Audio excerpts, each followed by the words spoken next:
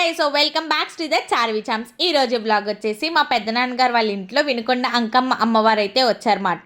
ఆ అమ్మవారికి అయితే ఒడికట్టు బియ్యం సారే అన్నీ కూడా ఇచ్చి ఊరు సంచారం కోసమే అమ్మవారు తిరుగుతారని చెప్పాను కదా. అట్లాగే 2 రాత్రులు ఒక పగలు సంచారం చేసిన తర్వాత అమ్మవారు మేళ్ళలోకి అయితే వస్తారు. అసలు ఈ జాతర ఎందుకు చేస్తారని అంటే మన ఊరి బాగో కోసం మన ఊరి కొలువేల్పు అమ్మవారిని గంగాలమ్మ అమ్మవారిని అయితే పూజించడం అయితే జరుగుతుంది. 12 సంవత్సరాలకు ఒకసారి కానీ 7 సంవత్సరాలు కానీ ఒకసారి కానీ ఇట్లాగా జాతర అయితే జరిపించుకుంటామన్నమాట.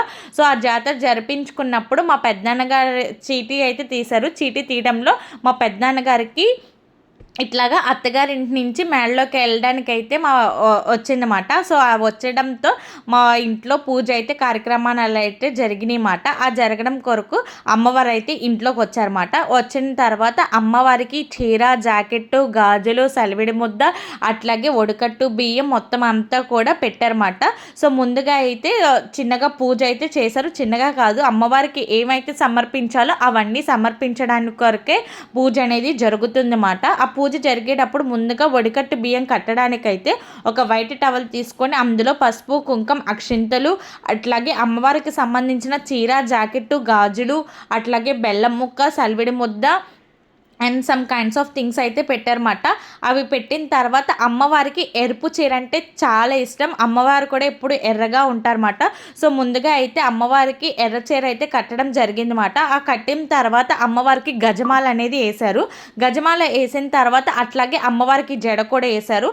అట్లాగే అమ్మవారికి సూత్రాలు, మెట్లు అవన్నీ పెట్టి పూజ చేసి హారతి అయితే ఇచ్చారన్నమాట. ఆ హారతి అయిన తర్వాత ఒడిగట్టు బియ్యం అని అన్నాం కదా, అందరి చేత బియ్యం అయితే వేయించారు. అందులోకి బియ్యం వేసిన తర్వాత ఇంకా లాస్ట్ ఫైనల్గా చీర, జాకెట్టు, బెల్లం ముక్క, పసుపు, కుంకుమలు, అట్లాగే పావుకిల పసుపు, పావుకిల కుంకుమ, బెల్లం ముక్క, అట్లాగే చీర, జాకెట్టు, గాజులు అవన్నీ పెట్టి గట్టిగా ముడేసి అమ్మవారికి నడుముకైతే కట్టారన్నమాట. పెళ్ళి అయిన తర్వాత సారీ అనేది అమ్మవారి మనకి ఎట్లాగైతే ఒడికట్టు బియ్యం పెట్టి పంపిస్తారో అలాగే అత్తగారి నుంచి వెళ్ళినప్పుడు కూడా అమ్మవారికి ఒడికట్టు బియ్యం కట్టి అయితే పంపిస్తున్నారు అన్నమాట.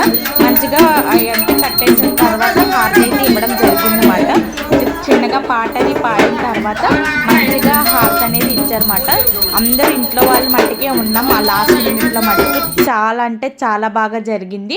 సో వచ్చిన వాళ్ళందరికీ కూడా, వెళ్ళిన వాళ్ళందరికీ కూడా, వచ్చిన వాళ్ళందరూ ప్రతి ఒక్క ఆడపిల్లకి కూడాను జాకెట్ ముక్క, గాజులు, తాంబూలం అయితే ఇచ్చి పంపించారు. Thanks for watching. Please do subscribe for more videos. Thank you. Bye.